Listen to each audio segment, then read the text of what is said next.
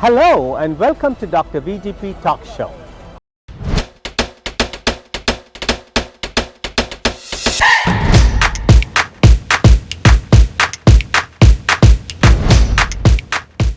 Hello and welcome to Dr. VGP Talk Show that reaches 42 million households, including 2 million households across America. In today's episode of Dr. VGP Talk Show, you're going to meet a seasoned bureaucrat, a well-rounded administrator, a popular prosecutor, a people's person, an erudite scholar, and above all, a person who is humble, a person who is a proven management wizard, and an experienced personality dealing in the private and government sectors and still keeping in touch with grassroots realities. A person like him comes once in a blue moon. It's up to us to engage, embrace, and empower ourselves by getting to know CLAYTON HARRIS III, the Democratic candidate for Cook County State's Attorney. The talk show which features CLAYTON HARRIS III is engrossing, is enlightening, and definitely is enriching to each and every one of you. Do take the time to sit and watch this episode of Dr. VGP Talk Show. We all talk about city of Chicago is losing its wane. People are moving out of city of Chicago. The businesses are moving out. The crime rate in Chicago is high. The crime rate in Southland or in Cook County, south suburbs or other suburbs is high, and it's dangerous. What can you do about it? Now is your time. What you can do is exercise your vote on March 19th, the primary, to elect a Cook County State Attorney who can balance safety and justice, who will prosecute and not persecute, who will be racially impartial but still deliver justice to the best of the truth. Meet CLAYTON HARRIS III, our candidate for Cook County State's Attorney.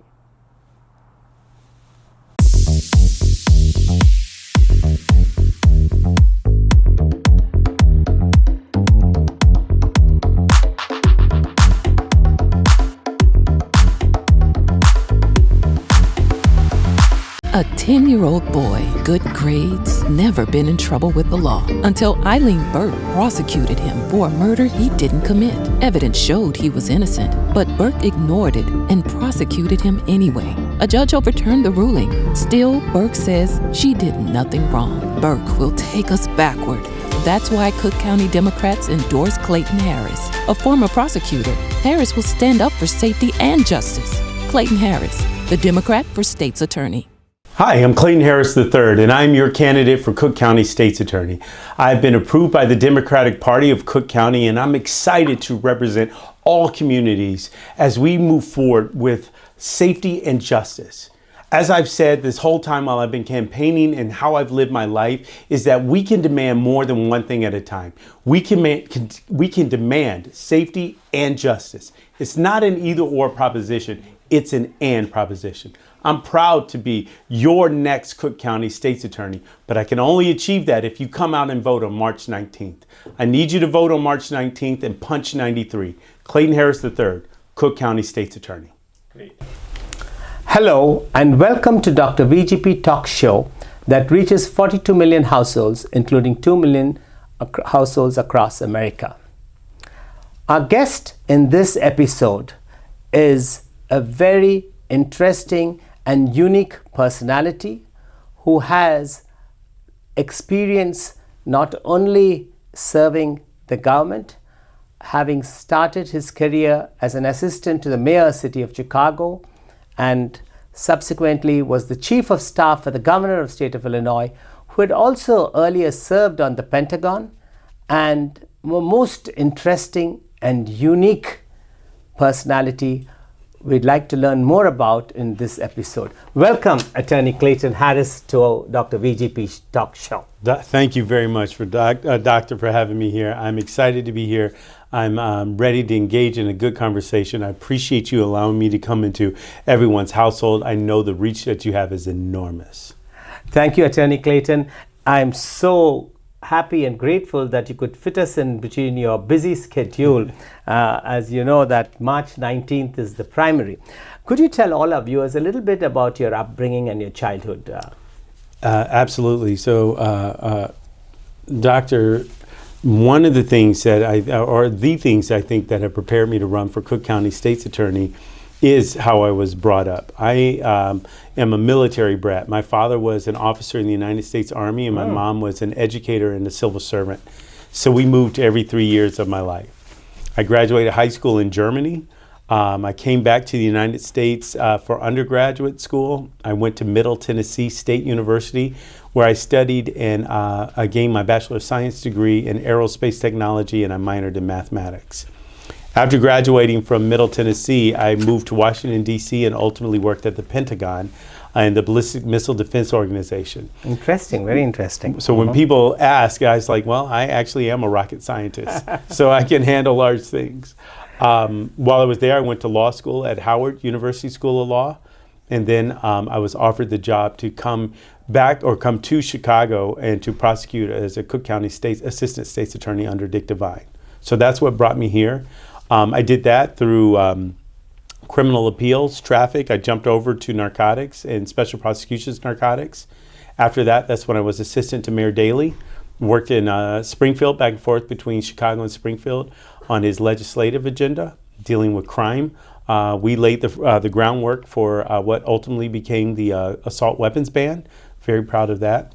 I was counsel at the Chicago Department of Transportation, chief of staff for the Illinois Department of Transportation. That's where I managed over 5,000 people, and the Dan Ryan and Kingery reconstruction, if you remember that was my project. Wow. Yes, sir. From there, I was deputy chief of staff in the governor's office, and then ultimately chief of staff in the governor's office. And I worked at a global engineering design build firm where I did government affairs. I teach at the University of Chicago for the last 15 years. I teach public policy, and I'm married to a beautiful woman, and we have 2 outstanding little kids, 2 boys. You just heard Attorney CLAYTON HARRIS giving such an impressive array of not only his education. He had his bachelor's degree in aerospace engineering, did his law from Howard College, and also did his master's in public policy from University of Chicago. With that, equipped with that education, equipped with that impressive education background, he had a stellar career. I mean, you're still young and full of life and ready to roll. That. I mean, the energy you have. And he was the one who was responsible for the huge Diane Ryan reconstruction. I very well remember when that was going on. Here we have with us an attorney, a man of action with proven experience. Yes, sir. And he's ready to serve the people of Cook County. Now, it's very interesting, while you were lecturing, and you're currently, I take it, a lecturer still in the University of Chicago in the Harris School of Policy. Yes, sir. And I think you're teaching a very interesting course, Policing Race in America, which says black, white, and blue. Yes, sir. Could you tell us what's the course all about? Yeah, we focus on the intersection of policing and race and how it has been that way throughout the history of the United States. And what we try to do is explore ways on how we can make it better. When we look at the impact that policing has on race, on people of color, on gender, I mean, we look at it all, even though the course is specific in title. But we look at it and then we explore solutions on what and how can we deal with policing better. So we come up with solutions on ways to end mass incarcerations, ways to end pretextual stops, ways to ensure police safety, but also citizen safety as well. So it's a very engaging course. Over the 10 weeks, we talk from people that have opinions that are all the way over to abolish the police completely, to back the blue no matter what. And, so we start at these extremes. And then by the end of 10 weeks, we're not all in the same place, but we're a little bit closer aligned, and we are able to engage in a very beneficial conversation. And I think that's extremely important. That's very interesting to know. And Chicago especially, policing and race is an often heard topic, and it has its own challenges. And I think in your quest for justice, yes, sir. And I think right now you are standing for the Cook County State Attorney's position, where you'll be able to really deliver justice. Yes, sir. And you've been teaching for 10 years. Now you are right there, practically in the courtroom, protecting the citizens and having a balance of safety and justice. Could you tell us what's the role of Cook County State Attorney? And that's the crux of the case, and that's a great question. So the role of the Cook County State's Attorney is to prosecute cases that come through. So every arrest that comes through at a certain level and above will come to and through the state's attorney's office. So the state's attorney is charged with being the victim's advocate, right? So when there's an infraction against an individual, against a community, against a business or whatnot, it's really coming through the office. And we have a criminal side and a civil side. That's basically the two. And we have a juvenile justice and everything. So what you look at then are the assistant state's attorneys, and there are about 750 assistant state's attorneys. And truly what you're looking at is one of the larger, if not largest, law firms in the area. 750 attorneys, 400 staff, another 100 investigators. So you need someone who can manage this. And we deal with every single crime that's coming through. They are separated out by a course of offense. So we have traffic court, we have narcotics, we have juvenile justice. I mentioned, there's the civil bureau. So we take all cases and we make sure that they're adjudicated properly for an outcome that's most favorable for the community. My God, that's a huge, huge job and task. You have to manage 750 assistant state attorneys. You have 400 staff and 100 investigators. Yes, sir. And traditionally, the current Cook County State Attorney has got a fairly good record. But the previous Cook County State Attorneys, they were heavily into prosecuting a lot and not delivering justice. Yes, sir. So my platform is one that we can be safe and just at the same time. That it's not an either or proposition. We don't have to give up something from one to gain with the other. It's an and, not an either or. And when we focus on safety and justice at the same time, we're a better community. So people want to know that their state's attorney is keeping them safe. And we will. But people need to know that their state's attorney is focused on justice as well. I live in a neighborhood where we hear gunshots, and more of us are starting to live in areas or work in areas where we hear gunshots, and no one should have to live like that. We hear about people doing these smash and grabs or these crash and grabs, and no one should have to live like that at all. But I've also been pulled over before for no other reason than driving while black. And that is not a crime. And no one should have to live like that. So we can do more than one thing at a time. We can demand safe neighborhoods, and everyone deserves a safe neighborhood. But we can also demand that safety is adjudicated through justice. And we can do that. Attorney CLAYTON HARRIS, you brought out a very interesting point about gun violence. Yes, sir. And you know that in Inglewood, in the south side of Chicago, that's the most highest rate of crime, where gun violence is prevalent a lot, and the work which is going on there compared to the other parts of Chicago and the Cook County, the life expectancy in Inglewood is only 60%, while the life expectancy in Streetsville near Chicago downtown is 90%. There's a great disparity. Yes, sir. And most of it is due to gun violence in general, crime, and there's a lot of high rate of suicide also. Thank you for pointing that out. There are a lot of issues, and a majority of them stem around the access to illegal guns. and what's happening. One thing that we know is that a lot of the gun crimes that we are seeing are a result of gang retaliation back and forth. And then you get people that are caught up in this. You get carjackings and then they're chased and everything like that. And they're making us a less safe society. So to be clear, we're going to prosecute crimes committed with guns aggressively. We will aggressively prosecute crimes committed with guns. But the other aspect that you talked about, like with suicides and everything like that, we need to also address the mental health of individuals that are going on. Yeah. And I think when we start looking at the mental health of individuals, we also started looking at crime. Sometimes a lot of these individuals, like in Inglewood, Austin, there are 5 main areas just in the city, and then we can talk about the suburbs as well, where crime is kind of concentrated a little bit more than others. When you hit that statistic about 60 versus 90%, that's very telling to people. And the solution truly is more resources in there, but it's how do you get them in there and what resources are going to be beneficial. So the one thing that I think we should look at when we're talking about resources is the mental health, because there's a lot of trauma in there. When you see someone get shot, when you've shot someone or you've been shot, there's trauma there. And sometimes that manifests itself in a way that then comes out in the form of another crime. So we want to try to address it. We hold everyone accountable for their actions. Everyone has to be accountable for their actions, but we want to make sure we hold them accountable appropriately. Very well said, Attorney Clayton. When you talk about access to guns, which you were saying in certain areas in the county, Cook County and the city of Chicago, where it is more accessible, there is a great concern among the citizens of Cook County, not only in the city of Chicago, even suburban Cook, because of the inflow of migrants which are coming in, and the citizens are feeling a little threatened about not only the scarce resources being scarcer, but also by the safety issues. Yes, sir. I think that what we have to do is twofold again.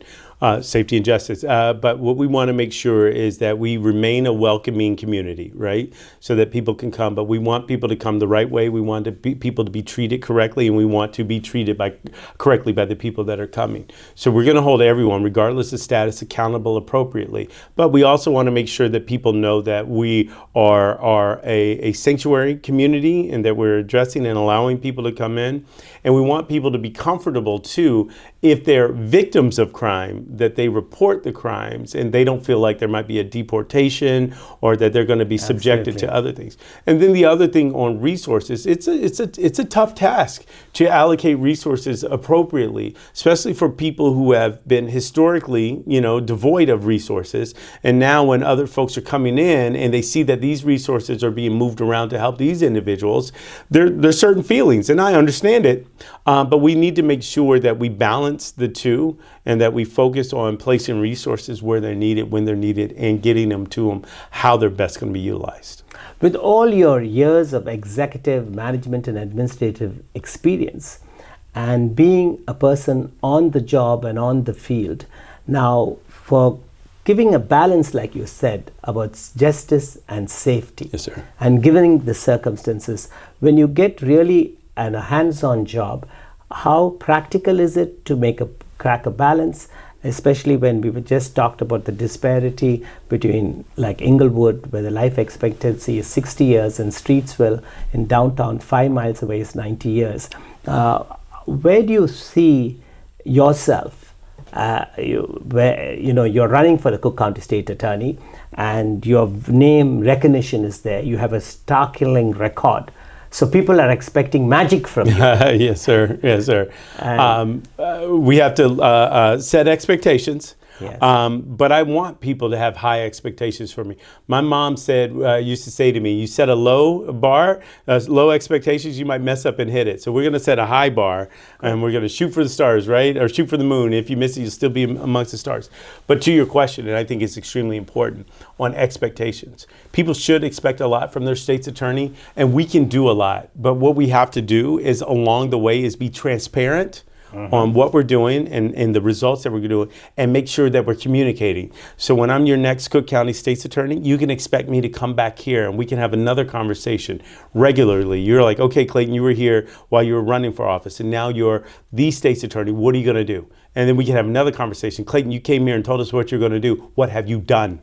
And then we can have another conversation. So this is how we do it. When we talk to everybody right here who's listening to us, right? We communicate what's going on and how it affects us. So then you can say, okay, Clayton, I like 60% of what you've done. 30% of it's okay, but then there's 10% that we're like, we're not in favor of.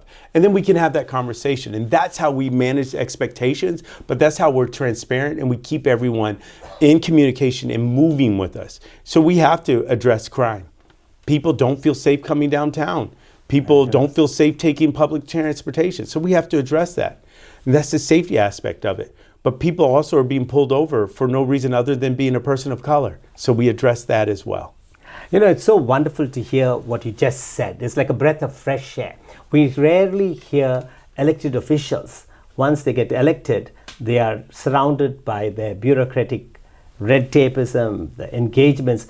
Here is a person, you're willing to come back and engage with the people. Absolutely. And have a report card, have the people see how you're doing. I first time heard it from any attorney general or state attorney, especially because you all are dealing with a very crucial portfolio of law and order, justice, safety, and to say that you're willing to do it is great.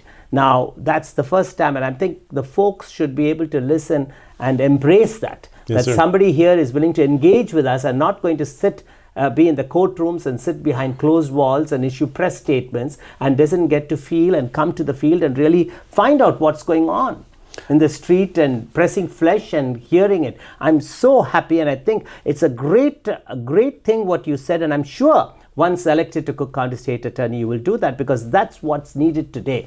I think with all your experience and your leadership, that's the most thing missing. Even I would say the current leadership and with the city of Chicago and the state lack that. And that civic engagement, getting involved with the people, is the most important part of any elected officials. Having said that, Attorney Clayton Harris, what would be your plan for the first 100 days in office? So the first 100 days, and thank you for the question, first 100 days, we're going to attack these smash and grabs, these crash and grabs, the gun violence and everything. And what we're going to do is we're going to beef up special prosecutions. When I was an assistant state's attorney, I came through special prosecutions, narcotics. And what you do in there, it's like a triangle. You have the bottom rung, and this is normally what people see is the bottom rung. So for me in narcotics, we saw like some of the low-level drug dealers and drug users or whatnot, but they weren't the ones that were putting the drugs into the communities. So what we did was we held these people accountable, but we worked these cases up so we could cut the heads off of these gangs and these syndicates and these families. It's the same thing that we're going to do when I get in as the state's attorney, and we're going to focus on organized crime. So when you see these carjackings, right, and you see these organized retail theft, if someone's smashing and coming in and they're not taking just everything at the front window, that they're going in and taking like 10 Fendi bags and 12 Gucci bags, they're being that's an organized crime right there instead of a crime of opportunity. When you see these carjackings with these young people, and we need to address the young folks too, what does an 11-year-old know to do with a catalytic converter? They don't. Someone's sending them out there. It's intentional because an 11-year-old who gets arrested is not going to be prosecuted the same way that a 30-year-old would be, right? So we're still going to hold everyone accountable appropriately, but what we really need to do is stop addressing the issue. These are the issues and start addressing the problem, and it's the people who are directing. First 100 days, we're beefing up special prosecutions. So we'll have prosecutors that focus on nothing other than organized crime. That's what I did in narcotics. Second thing we're going to do is we're going to rework our relationship with law enforcement. The state's attorney has to hold law enforcement accountable for their actions, and we will, but we have to be able to communicate and collaborate. And one of the first things we're going to do is make sure that we're working within the consent decree to make sure that we're checking off the benchmarks that are here. And then we continue to advocate for training, and we continue to advocate for safety and justice. We want our officers to keep us safe, but we want to do it in a just way. The third thing that we're going to do and we're going to look at is the juvenile justice. Very important. It is. And this is how we start to address recidivism. You know, you see kids committing the same crimes over and over again, and we have to stop that. We have to put our foot in that revolving door to stop that. So what we have to do, with your permission, is a quick story. Please, Yes, I'm just mesmerized by how you're saying. You've laid out your whole 100 days and cracking, like you just said, it's not addressing the issues, but addressing the problems at the root level and getting to the root. Yes, sir. And so, please go on. I'm just enamored by your listening to you. My little sister is a public school teacher in Washington, D.C. My little sister is a public school teacher in Washington, D.C. And she teaches kindergarten to second grade. And she called me and said, hey, I had a student in my class, and vibrant young kid, and he's been slowing down, and not as engaged as he was. And she's like, but I've also noticed that he smells like weed every morning. I'm like, oh, okay. She's like, so I felt like I needed to respond to the mom and say, hey, look, we've noticed this. And before I send, or say something to DCFS, I wanted to make you aware. Well, the mom responded to her in an email, and she responded the way you might think. She basically threatened my sister and told her, you better not be outside tomorrow morning for drop off with the kids, or we're going to have a confrontation. But she was a little bit different in her language. I was like, okay, Shawnee. I was like, don't respond. She's like, no, I already responded. And I told the lady, I will be out there at 8 a.m. Oh, wow. Right. And if you want to have a conversation, we can. So I called her that evening and asked her what happened. She said the mom pulled up on the other side of the street. Kid got out of the car and the mom drove off. I'm like, all right. She's like, but you know what? The kid didn't smell like weed. That led me to believe that one of our best and untapped resources are our educators, our teachers. They see our kids. So we need to have a liaison with our teachers that can say, hey, these kids haven't been in school. And these kids who haven't been in school are in areas such as Inglewood, right, where we have a higher rate of crime, and we understand that. So we need to focus some more resources in there. I'm not trying to criminalize these kids that are out of school. What I'm trying to do is see if we can provide resources. So I'm going to create a community engagement unit, and in that community engagement unit, we will have a youth engagement team that will deal with our teachers. And what we want to do is, diversion programs are excellent. They're good. They're the way to go. But we want to focus on deflection before they even get here. My catchphrase is going to be classrooms, not courtrooms. Classrooms, not courtrooms. I believe the more kids we have in the classroom, the fewer kids we'll see in the courtroom. You were so eloquent in describing your 100-day plan, Attorney Clayton Harris. And I like the way you said that there's a multi-pronged attack on how engaging. On one hand, you said communication and collaboration with the police, law enforcement. Other one, the important role of educators they play, and then actually with the youth too.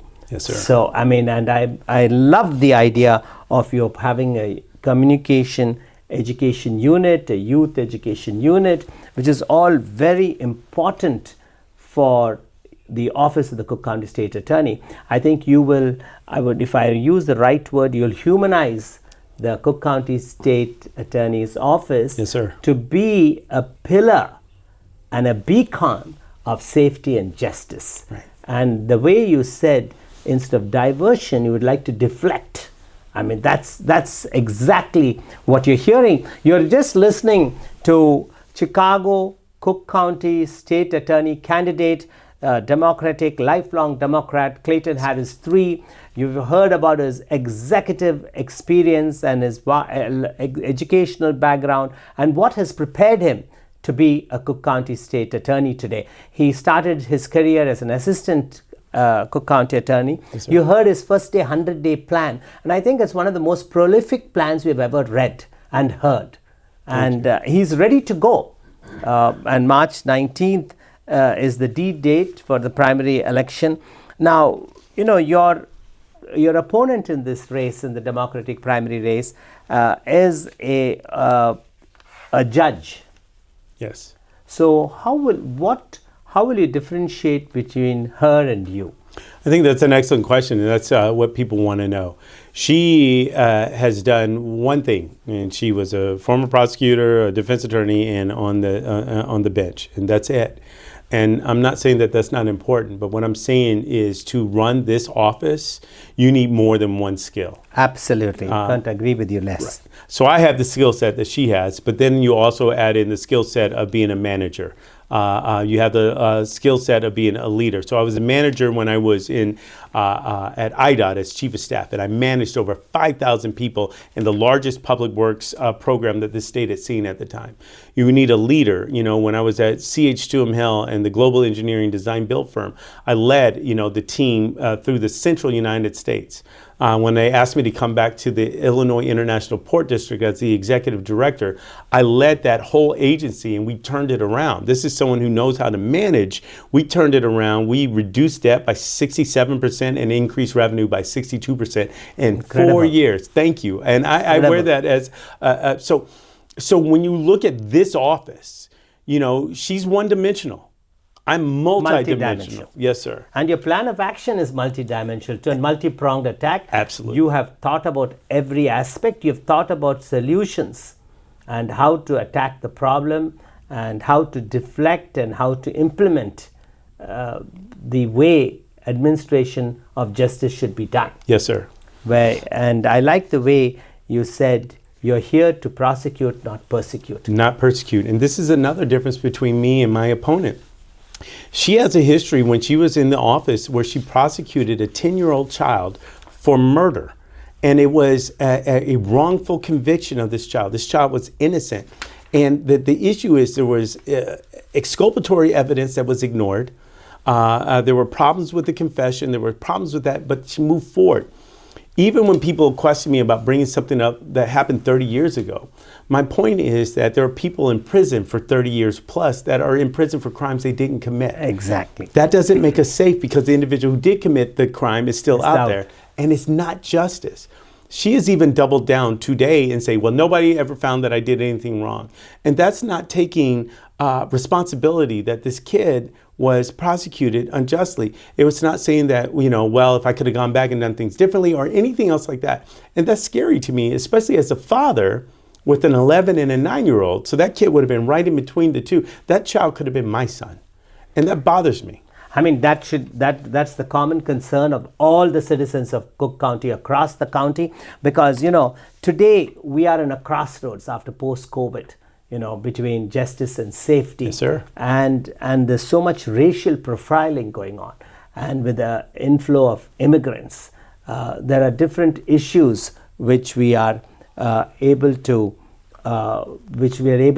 combat. And those challenges are creeping on us. Yes, sir. But I'm sure Attorney Clayton Harris III, the third, is yes, that sir. Clayton Harris the third, that you have given such a practical, hands-on plan to administer and balance justice and safety if you're elected the next Cook County State Attorney, which I'm sure you would. You've done your homework. You have vetted yourself. You have thorough experience. You know what Cook County State Attorney's Office needs. Yes, and sir. you're the right man for the job. Thank you. And we at the Global Eye would definitely endorse you. Thank you very much. I'm very proud to have that. And we will look forward to hearing that you have been officially sworn in as the Cook County State Attorney. Concluding our interview, I know you have to leave to another campaign run. We would like to ask a last few questions as we wind up this enchanting, enlightening discussion. Yes, sir. It was more than a discussion. It brought out your erudite knowledge, your practical knowledge of what Cook County needs, the grassroots realities which you hit on. Shows that you're a very experienced, proven professional and the right person for the right job at the right time. Thank you.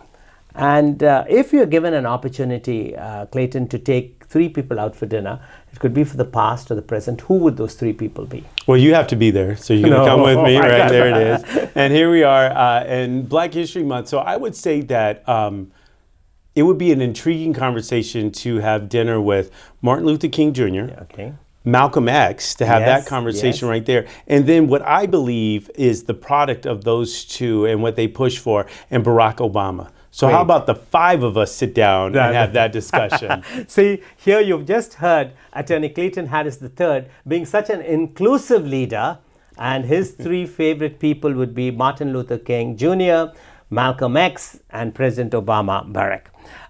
You are so full of vibrant energy, have so much to offer to Cook County. How would you describe yourself, sir, in 3 words?